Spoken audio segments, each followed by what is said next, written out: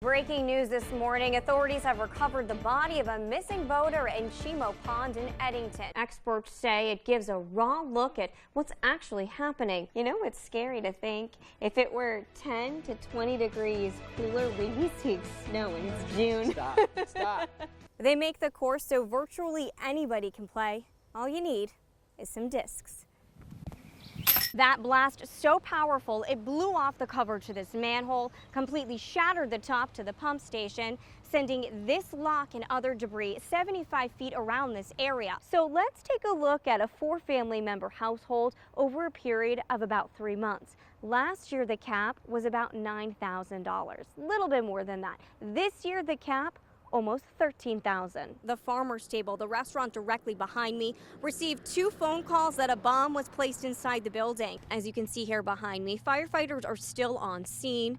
They got the call around 2:15 and said when they got here, they saw flames rolling out of the top of the roof. Definitely break out those snow pants. Roads were pretty messy when I drove in this morning. Well, it's not every day that a fire comes to firefighters to be put out, but that's what happened Wednesday in Herman. Take a look at this. It's a Scare a Friend Day. Boo!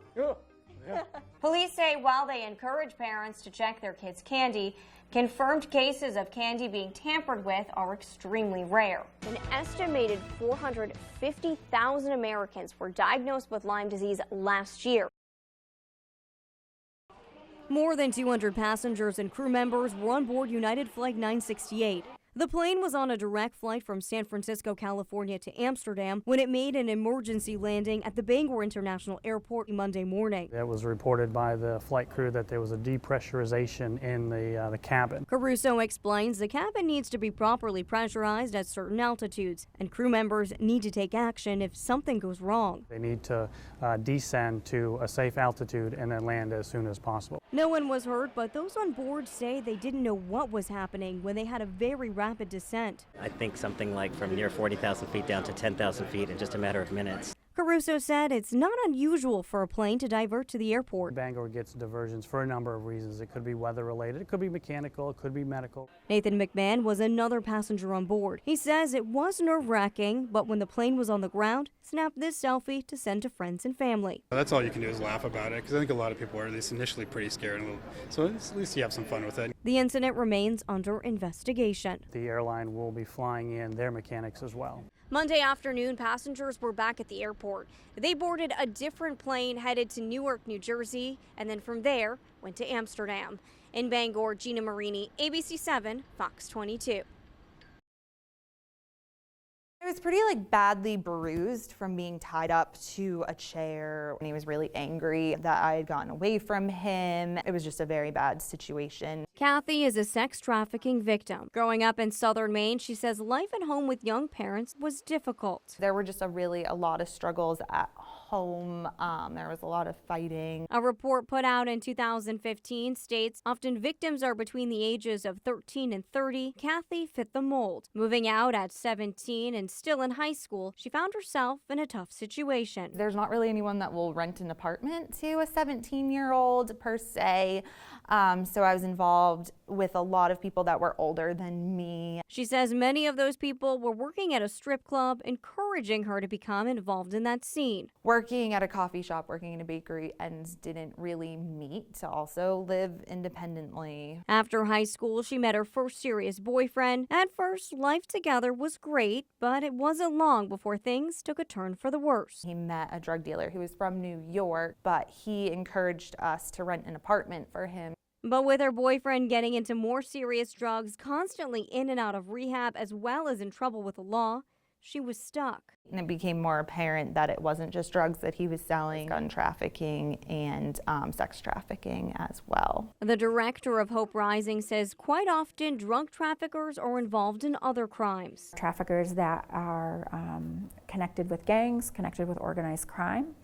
And so this is a branch of their business. According to the 2017 report Human Trafficking in Maine, sex traffickers take advantage of their victims' addictions as well as their economic situations. I don't have a job, I don't have a way to make money, I don't have a way to take care of myself. What a great way to keep them stuck, to keep them trapped. Like other victims, Kathy says she didn't have a choice. In a lot of ways, I didn't have another option because I didn't really have the support. I didn't really have a way out. Kathy did get away, but was lured back by someone she trusted. At that point, I really did just hope that I would die because I just didn't see a way out of that situation. Kathy made it out of the darkness. Her life is looking better, but there are countless others still reaching for that light. In Bangor, Gina Marini, ABC 7, Fox 22. In the middle of the woods in Orrington, you'll find metal baskets that look like this. The sport disc golf is exactly what it sounds like, using discs like these to play golf. It's the same game. It's simpler to pick up, still very hard to master. David Enman is a retired supply sergeant from the United States Air Force who has a love for golf. He says the business he opened in 1996 was the first successful pay-to-play disc golf course in the world. Most everything I had done was in central Maine, in the Brunswick through Lewiston area, and then I retired out of that. But he couldn't keep away and opened this location in Orrington a few years later. He uses his golf experience, the lay of the land, and wooded forests to create courses. Our courses are extremely hard to build, the way I do it, but extremely easy to maintain. Those who enjoy disc golf say that's why they keep coming back. We've actually traveled throughout the state and played, and this is still my favorite course. They make the course so virtually anybody can play. All you need is some discs. Anybody of any skill level can come out and have fun. Enman owns a business with his brother and nephew. He says they took over a location in Fairfield and is turning this area in Orono into a course. Reporting for ABC 7 and Fox 22, I'm Gina Marini.